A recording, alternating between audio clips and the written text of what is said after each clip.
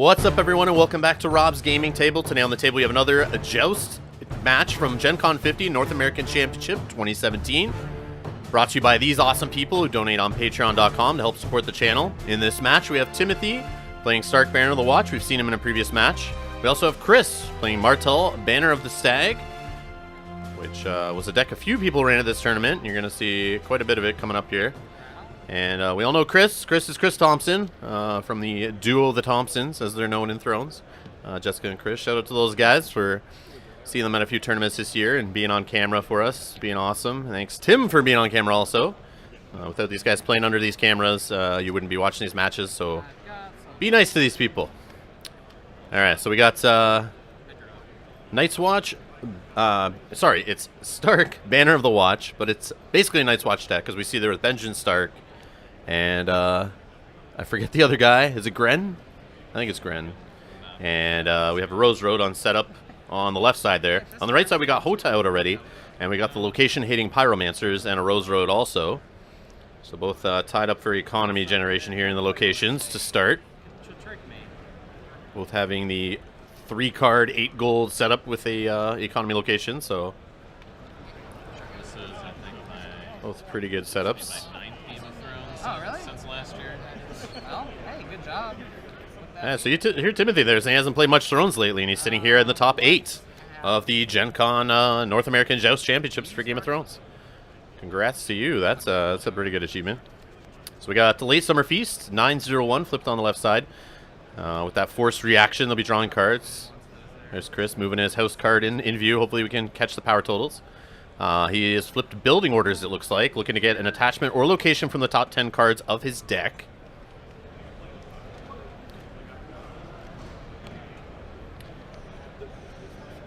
Now this is the, as it's known, it's been on podcasts lately with some of the recaps of Gen Con. You may have heard it referred to as the Cancer Lancer deck. Chris is one of the guys who played it along with Alex and a couple guys I play with in the Hamilton, Ontario / Toronto, Ontario area. That Alex Black was talking about testing with. So this is that same deck that a few of them ran, and here it is in the top 8. And you'll see it again in the top 8. So stay tuned for that. Subscribe if you're new here. Hit the like button. Definitely if you want to see more Thrones on the channel. Feel free to leave comments below with any questions, any constructive criticism, anything like that. Always appreciated.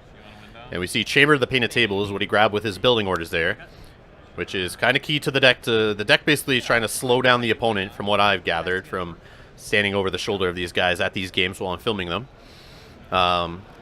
It's basically trying to slow the opponent down, so any power they gain just gets taken away from them using Chamber of the Painted Table and the Vanguard Lancer. And thank you, Rob, on site there, for being awesome and moving the camera for us, so we make sure we can see their power totals and all their cards and all that business. So apologize for the earthquake, but it's just me. And we have an Ocean Road, so it looks like Night's Watch player is going first. He's marshalling with big 10 gold here, and an Ocean Road now to back that up. Make it basically 11 here. So this is similar to the deck on the left, the Night's Watch, or sorry, Stark Banner of the Watch deck is supposedly very similar to the one that we saw win the U.S. Nationals, played in Seattle earlier this year, back in June. We've already seen Timothy play in a match on this series here from Gen Con. So if you want to go see this deck and you haven't already, you can watch him play it in one of the previous matches in the playlist actually on the channel of all these games from this Gen Con tournament. So if you're just seeing this one for the first time, you haven't watched the previous ones, and you want to watch more Thrones, go back and watch those. You'll see some of these guys playing in earlier rounds. As I try to record most of the top tables and then obviously into the cut, you'll see some of the same players. So looks like we got Corn Half Hand out there, a Steward at the wall also, and it's no wall yet or anything like that. We do see one Marriage Pact, which is a key card to the deck. The reason why they're playing Stark is that I believe is one of the main reasons to play Marriage Pact and lock down a character. Now locking down Arrow Hota, yeah, that's not really the most efficient use of it, but it's there at least. I guess he had the money and figured he'd spend it. Probably sucked that he lost initiative. Playing a 9-0-1, you're going to lose initiative a lot, which forced him to go first there, which means his attachments aren't really as impactful. But we'll see if Chris even plays out someone here that was worth attaching it to anyway. But a key card in the deck for the Martell side is that Orphan of the Greenblood that you can put Bestow on and then basically spend gold from it to put characters you control back to your hand. So just that built in alone there is basically attachment removal on its own. So we could see Hota go back to hand, which is where you want Hota to be, so he can come in and knock someone out of the challenge.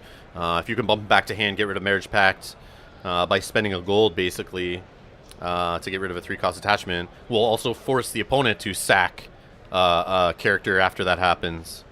I believe is what the text is on Marriage Pact. Everyone always just thinks it locks a character down, but there is that downside to it, and it's not just paying 3 gold for an attachment. That's a big downside in its own, but it's definitely a powerful card either way. It's definitely messing around with it when it first came out. Let's see here.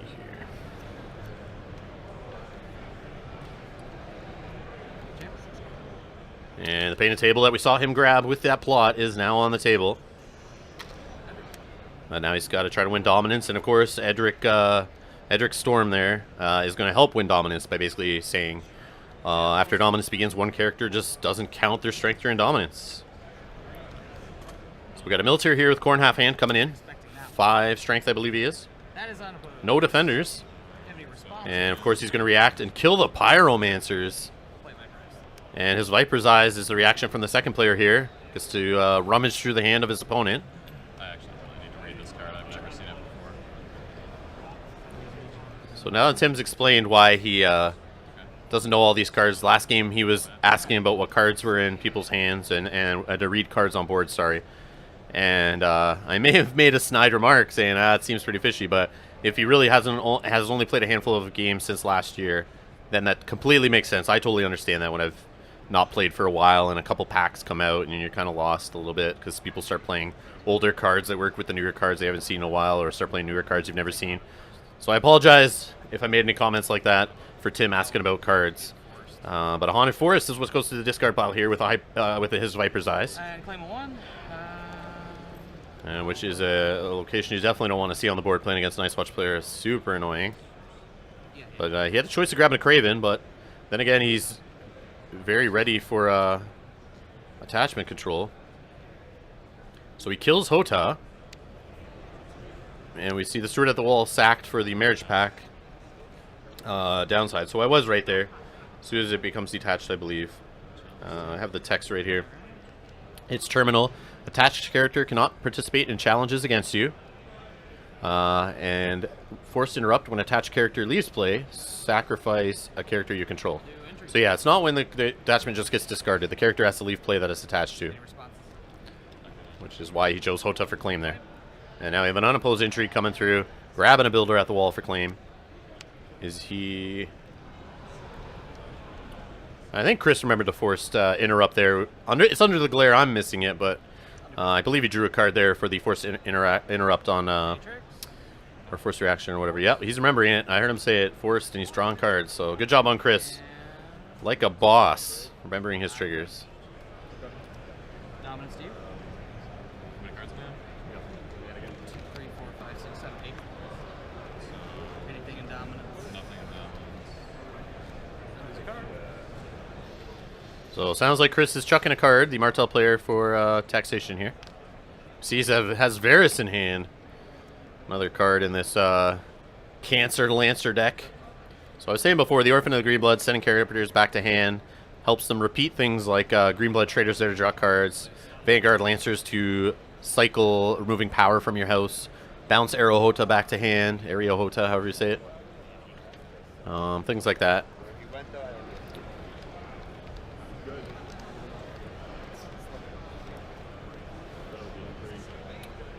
So while they're choosing their next plots, mark your calendars, guys. February 22nd, Toronto, Ontario, Canada, 2017 Canadian Nationals for Game of Thrones. Should be streamed on this channel, pending any technical difficulties or anything like that.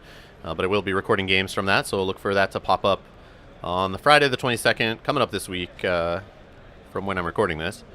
But yeah, if you're in the Toronto, Ontario area and can make it out to Canadian Nationals to play some Thrones, you should do so. Check out the link in the description below for more information. You can hit up 401games.ca/FFG Nationals for more information. But if you can't make it, you can watch it on the channel. So like I said, mark your calendars. I'll post a little video up for it soon that you can set as a reminder to be there. But the cut is on the Friday, or sorry, the cut's on the Saturday. Swiss is on the Friday. So it's a 2-day tournament. So keep an eye out for that next weekend. So Maester Eamon search with here to serve there on the Stark side. And we got Varus Riddle on the other side. To trigger the here to serve. So the Martell player could search for a Maester and put it into play, but I don't know if he's declining it or he's going to actually do it. He can look through his deck and fail it and shuffle, I think. So it's a way to shuffle up his deck, I guess. But I guess he's not doing it. No point. I think it has to happen, but I don't know.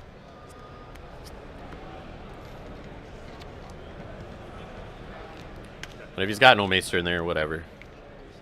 I guess you could play in the Maester of Sunspear, Maester of Starfall House, Maester, but I don't think any of those are in this deck. Not really in many Martell decks anyway. So Night's Watch player going first again. I believe he lost, or sorry, Stark player is going first. Stark player with all the Night's Watch cards. If you want. I'm fine. 6. Looks like he lost initiative and he has to go first.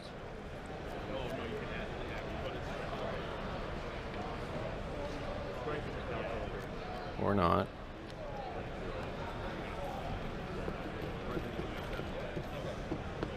I don't know. They both have gold on their plots here. I'm not sure. Okay, we got Varus put in for the full 6. All the money. That's it. He's alright.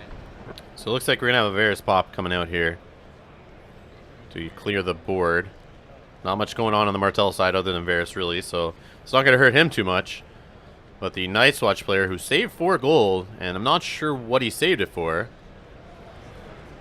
is now going to have his board cleared, most likely, unless he's got Nightmares in hand. That would have stuck. No gold on the Martell side to cancel it either, because Eamon's save is not going to help you here with Varus, so you may see him just go to the discard after being searched in with the plot. That kind of sucks, but that's what the deck does. Resets the board, bounces some characters, stalls out the power, and eventually closes the game. That's, I think, what's happening here. We'll see. We'll see if that's how it goes. I'll go military. So we got a military here. We got Corrin coming in again. Military's on the No defenders. Wins by 5. And he's going to kill the Green Blood Trader. And his Viperize again. Oh, man. Stalling the game, clearing out your opponent's hand.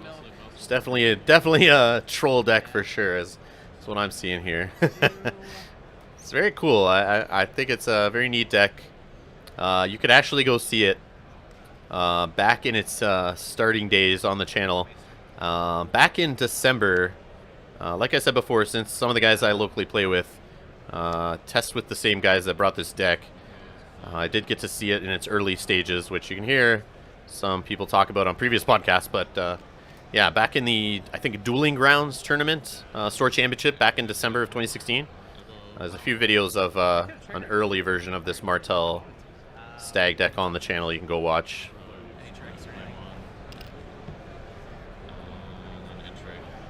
Intrigue will be. How many cards do you have? 4 cards.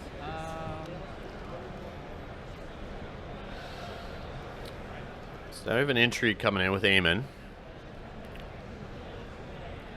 He's 2. Could be blocked by Varus. But Chris doesn't care about losing a card from his hand. He'd rather hit his opponent back with an Intrigue, most likely. And grabs a copy of that Orphan of the Greenblow we were talking about, the Bestow character bouncing cards back to hand. Orphan. Yeah, those are hard. Your challenges. You have 4 gold. 4 gold. Alright, I'll hit you back with Intrigue. Stealth. So he's doing an Intrigue here with Varus, Stealth and Eamon. Goes unopposed, grabs another card out of the hand. It's a Milk of the Poppy, huge grab. Not really what I wanted. But Chris doesn't seem to care about it. Dom's yours. He's looking to grab characters, I guess, would be what he wants. In phase actions. No, unfortunately. And so since he played his Viper's Eyes, he knows his opponent had no Nightmares in hand, which makes it more safe to do that.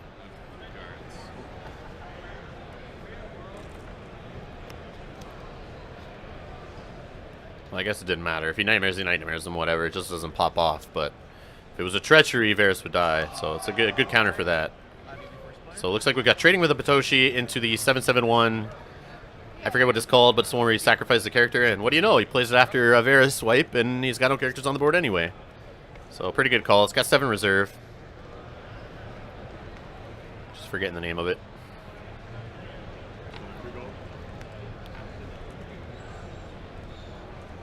And, of course, 7 initiative on the Martell side over the 2 on the Stark side is going to win initiative, and he forces the Stark player to go first again. So he can react to his opponent. So we got Cotter Pike put on the board. If you're interested in playing a Rune Wars skirmish, and a Wildling Horde. 2 gold saved. Over to the Martell player. We will get you signed up for this. Should be collecting, I believe, 8 gold. Once again, Rune Wars players. Interestingly, no Underground Vaults or Dornish Fiefdoms in play yet for either side. I'm sure they're both playing them. We are accepting specific and generic event tickets at this time.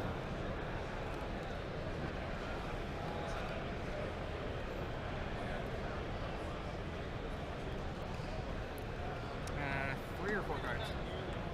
3. So is Chris just debating how he wants to spend that large pile of gold? Does he just flop another Varus into play? Does he start playing characters? Let's just play locations. There, he's got the Varus there. He moved it up front. I knew it. I knew that's what he's thinking. When he has that much gold, he asks about cards in hand. He's thinking, if I blew up the board again, how many cards does my opponent have left? And what are his odds of recovering? Especially after you've seen a 10 gold plot played already, a 9 gold plot played already. The Maester search is gone. So it's going to be harder for him to get characters on the board, I'm sure. Especially with no draw.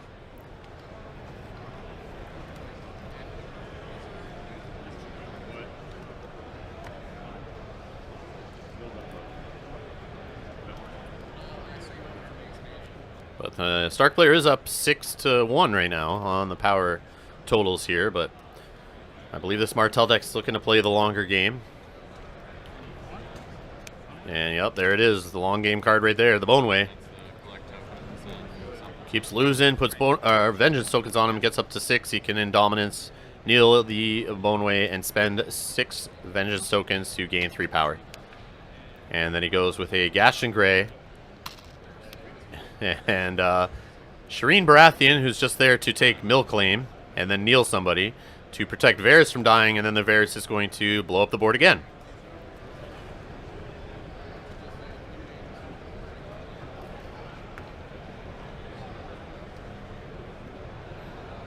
And you see Timothy putting his hands up against his head there. I'm sure he's just staring at the board in frustration.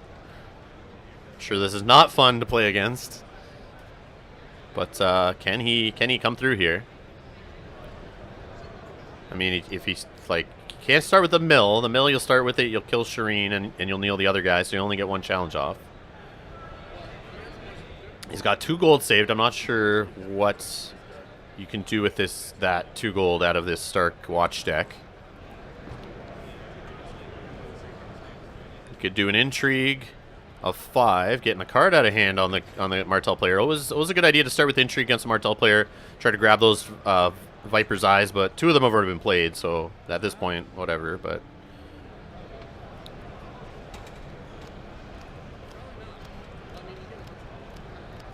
no defenders, and we get the Boneway trigger, of course, and we got an Intrigue coming in here.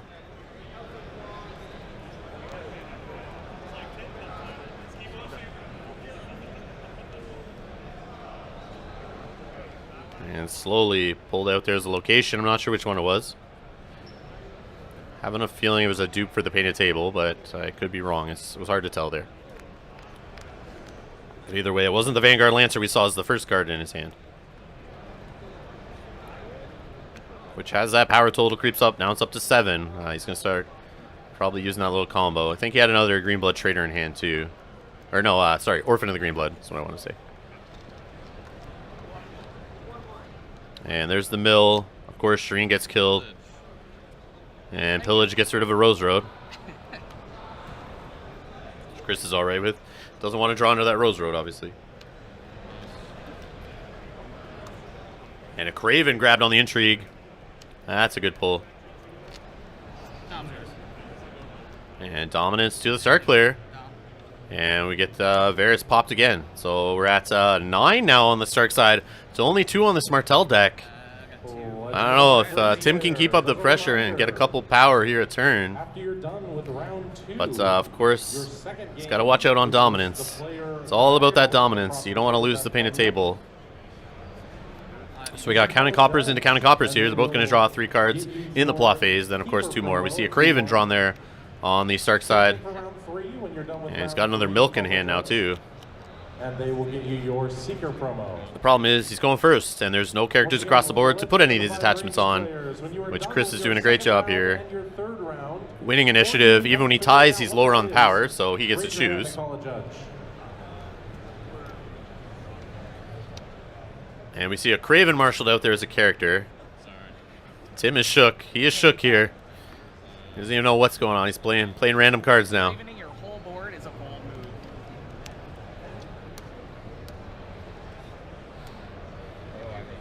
Probably meant to play that Builder of the Wall he's got in hand. They probably just saw the 1 gold in the corner and slapped it on the board. Thought it was that card, but he's got a Builder. He's got, I believe, a Lost Ranger.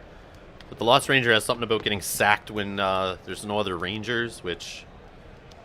Oh, there's a Ranger. But that's all of his gold. And, yeah, we have a ranging party on the board. And now on the other side, we have another Blood Orange Grove played out there by Chris on the Martell side.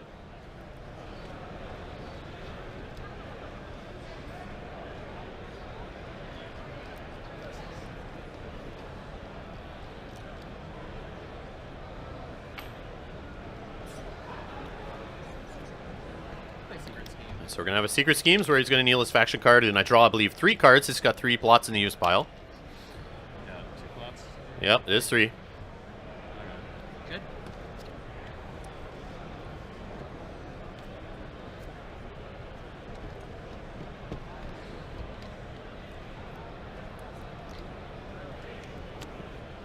And we got a Bastard Daughter. Another troll card for Martell. One of my favorites in Martell, actually. I'll never forget getting that first chapter pack at Worlds that year, 2015, and cracking it open and seeing that Bastard Daughter and getting all excited, putting it in a deck instantly, playing against Throne Runner, who you may remember used to play this game and has another YouTube channel. But we were playing at the FFG Center, waiting for our cab, playing at the airport on the way back. But I love his look on his face as I used that card to empty his hand. It was great. Yeah, good old Bastard Daughters. Now we got the Vanguard Lancer out there, knocking a power away from the Stark player, putting him back down to 8. L5R player. We are hoping to end the round. So I think challenges were passed there by the Stark player. Now we have the Bastard Daughter coming in on a military, fully blocked by the ranging party, getting a Vengeance token, of course, then a power by the Vanguard Lancer, going unopposed, stealing a power, and now we're at 7-4 on the power totals here for the Stark player. Next 10 minutes. When you go to round 2, please raise your hand and call a judge over, and they will put down a prize for round 2. Again, when you move to round 2 for L5R, raise your hand so the judges can give you a prize.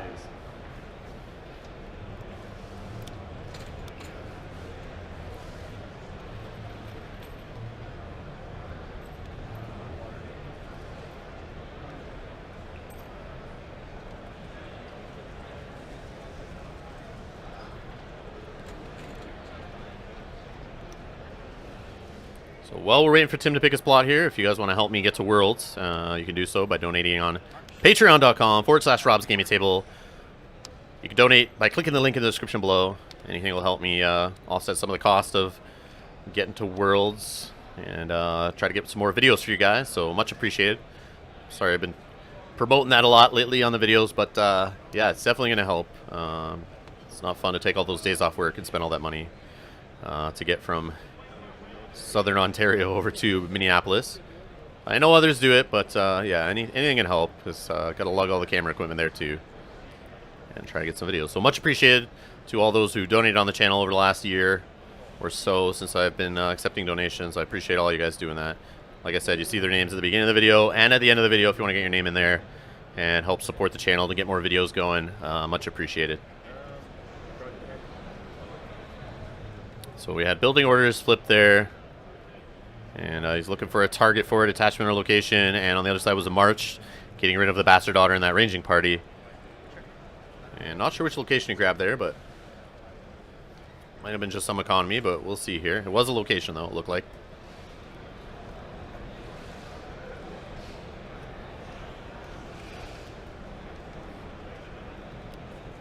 So this Martell deck so far, we've seen Bastard Daughters, we've seen Shireen Baratheons, we've seen Gaston Greys, we've seen Painted Table, and we see the Boneway there. And his Viper's Eyes. All these cards are like punishing you for being aggressive, for doing challenges, for winning, you know, for kneeling your characters all down. And that looks to be like what the Martells should be doing, and it makes sense. And this deck looks like it's built off that, which I think is really cool. Reminds me of Martell from first edition.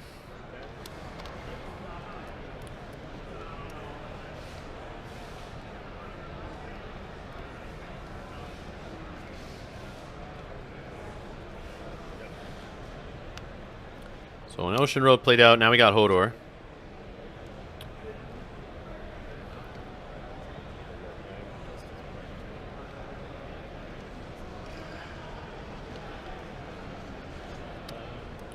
And we have an Ocean Road used to pay for the out-of-faction builder at the wall. And we have an Ocean Road Nelt for him. Have you played your Valaria? No. And we have a ranging party. Okay. And it looks like no gold saved on the Stark side. Over to the Martell player for his marshalling. He's got 5 gold to work with. And 2 Blood Orange Groves.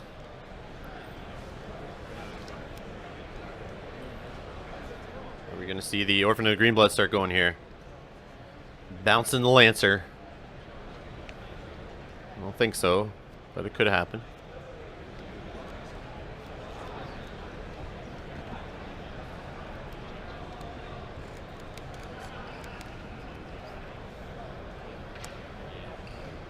So we got another Bastard Daughter back in play using those Blood Orange Groves. And we got the a Shy Priestess kneeling weenies all day, every day.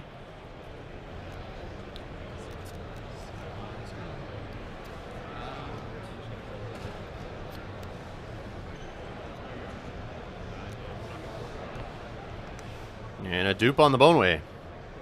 I'll keep 2. And 2 gold saved on the Martell side. Over to the Stark player for his challenges. Hodor can't attack, since there's no brand to be seen. So we could do a challenge with the ranging party. That will probably lead into mill. Then you'd have the Bastard Daughter killed and knocking a card out of hand. Or he could use it for a power challenge, but looks like he's going to play defensively. So Hodor will block the power challenge. And Boneway will be triggered, of course, after losing the challenge. I'm done. And that's going to be it. Dominance 6. Dominus goes to the Martell player. There we got a Chamber of the Painted Table finally triggered to steal a power. And we're now tied 6-6, just like that. 5. Lose 1 card.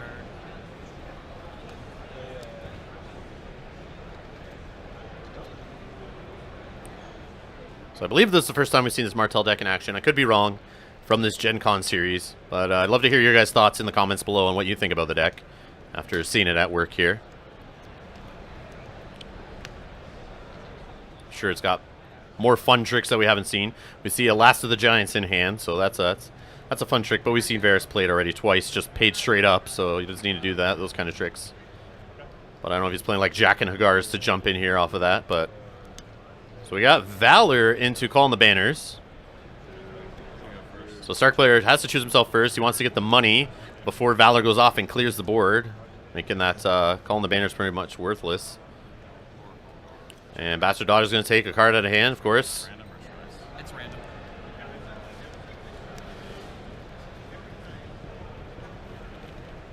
And a Craven. Woo. I don't think Chris worries too much about them, but it's good to see them in the discard pile and not have to worry about them, I'm sure.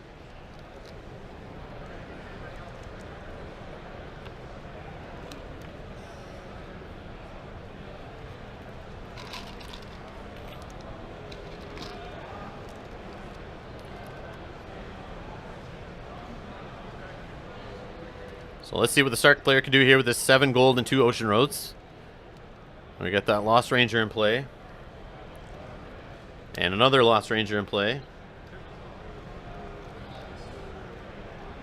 Just trying to check the text on those guys. You know, they have something about if there's no Ranger in play. Maybe it's at the end of the phase. Yeah, forced interrupt when the challenges phase ends. If you control no other Ranger characters, sacrifice Lost Ranger. But right now, as long as they're both on the board, they'll both be fine. Because they kind of check each other. But if one of them goes, the other one goes. And we got a little known card from Night's Watch here. A 4-cost location called, I believe, The Wall, I think it's called. Which, surprise, is in a Stark deck. Just kidding. It's a Night's Watch deck. I don't care what his house card says down there. We've seen Marriage Pact. That's it so far. Alright, there's that. So we got Secret Schemes again. Drawing even more cards this time. I think 5. No. So no bestow used on the Orphan of the Green Blood there. So just put in as a character, which kind of sucks. I was hoping to see him put some bestow on that and do some bounce with somebody here, but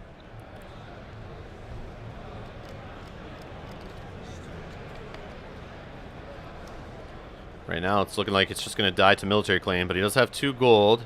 We see a Vanguard Lancer in hand. He could just play one of those guys out there and then still be able to hit back with a power challenge and get the unopposed challenge, take back the wall, steal a power.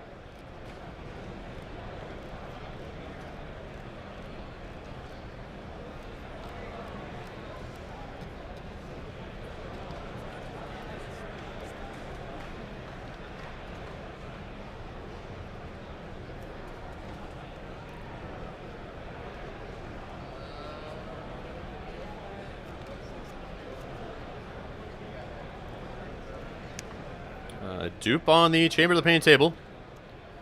Vanguard Lancer taking away a power for 2 gold, and no gold saved on the Martell side, 1 gold saved on the Stark side. Over to challenges. The Martell player is now officially in the lead by 1 power. What a grindy game we got here. So no challenges from the Night's Watch player. Power challenge coming in. Walls going down. Unopposed. Stealing a power. Well, actually not stealing a power. There's claim. No claim, no claim. He stole a power. There's no claim. Valor, guys, no! Oh, that's too bad. And he tries on the power, or the military challenge, gets blocked, takes a vengeance token. And Dominus though goes to the Stark player, so no stealing from the Chamber of the Painted Table. And it's too bad on the power claim. They shouldn't have taken that since he had Valor out. So 20 minutes called by the judge there. And we got some cards being chucked here by the Martell player for taxation. Bastard Daughter, Last of the Giants.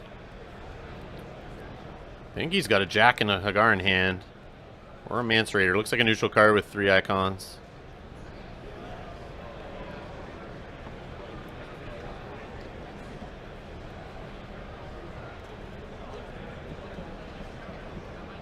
Yep, it's jacking, going to the discard pile though. No fun shenanigans with him. I always love when he hits the board, putting weird situations into play. And I think we're on the last plots here. We got Filthy Accusations into Duel. And Duel doesn't do anything. We get a kneel on the Orphan of the Green Blood. We see another Varus in hand on the Martell side. Draws into a Iron Throne, which I'm sure he's wished that he's had for a lot longer than just now. And over the Stark player for marshalling. He's going to collect 5 gold here. He's got 2 Ocean Roads. Marriage Pact on a Vanguard Lancer. I thought Hota was bad to put a Marriage Pact on, but Vanguard Lancer's even worse. But he's doing what he's doing with the cards he has. I mean, when your hand's getting ripped apart of all your good cards, losing intrigue challenges, you don't have much draw going on, and your opponent's just blowing up everything you put on the board. That's, yeah, you gotta do the best you can with what you got. So the Throne's out there, of course. It's gonna help him get those Painted Tables, stealing power. Kneels his 2 Blood Orange Groves. And this time we get some bestow on this Orphan of the Green Blood. All 3. We're gonna see the Vanguard bounce here. Cancer Lancer in full effect. Losing that Marriage Pact, coming back in. No, not yet. Maybe bounce later. He doesn't have any more gold. I'm an idiot. Yeah, I thought he'd do the bounce, but I've seen this deck in testing where it can bounce like 3 times in the same challenge phase. And they'll even bounce the other Orphan of the Green Blood back to hand and use gold to put it back out. And Yeah, it's kind of silly. Power challenge. But I guess no point in bouncing the Lancer right now. But whenever he wants to, he can. Yeah, there it is. There it is. And Forced. gets rid of a character, of course, off of Marriage Pact. And interestingly, Tim reads the card to make sure he has to discard a character. In the top 8. Come on, he knows that's how it goes. Turn painted table. Chamber's still in a power. He wins dominance on the Martell side. What's he sitting at? What is he sitting at? He's got a ton of power there. Reserve 6 and 6. I think he's like 1 or 2 away from winning here, actually. Just like that. 3 power on the Stark side only. Yeah. The Stark player needs to get some characters on the board. Needs to hold off dominance. And we got 1 Vengeance token away from popping that for 3 power. So, I mean, there's a lot that could just close out the game here in this next round for the Martell player. It's not looking good for the Stark player at all. They've got all their plots back in hand, so we're going to see something new here. Is Tim going to play a big money plot, hoping to get some characters? Yep. He's going for the late summer feast. And he plays the Saka character plot, which I'm sorry, I forget the name of. 771, though. And we see the other Orphan in the Green Blood that had no gold on it discarded. Or sacrificed, actually, to the discard pile from the plot effect. So let's see if Timothy drew into some big load of characters here. Something he needs here to either defend the wall, to steal some power from his opponent, to not lose dominance. A lot of things he has to do here. Benjin. Benjin's a pretty big body. Can help win a couple, or help get you a couple power when he dies, but I don't think Tim wants to see him die right now. King's Road. And a milk on the Orphan of the Green Blood is going to stop it from spending any gold. And saving 3 gold on the Stark side over to the Martell player for marshalling. And it's like, yeah, he doesn't have to play much here, I'm sure. So he's got an Ocean Road played. And he's going to play Melisandre to kneel Benjin, which is going to leave some unopposed challenges coming through for sure. And that's it. Yeah, Tim realizes that's game, concedes it, and yeah, it's over. There's nothing he could do there. Chris can close it out. So congrats to Chris. He's going to move on to the top 4. We got 2 more games coming up here from the top 8. Stay tuned. Thanks to everyone donating on patreon.com/Rob's Gaming Table. You see their names scrolling by there. Because of you guys, it helps get me to tournaments, helps me make more videos, might help get me to Worlds. So if you want to donate and help, you can do so. Click in the link in the description below. Slap the like button. Subscribe if you're new. I appreciate all the support. Just appreciate you guys being here, watching these videos. But make sure you hit that like button so other people find these videos. So like I said, more Thrones coming up from Gen Con. We got the top 8, 3 games from the top 8, top 4s, and the finals. And then Canadian Nationals coming up on the weekend, September 22nd, 2017. Stay tuned for more, guys. Thanks for watching.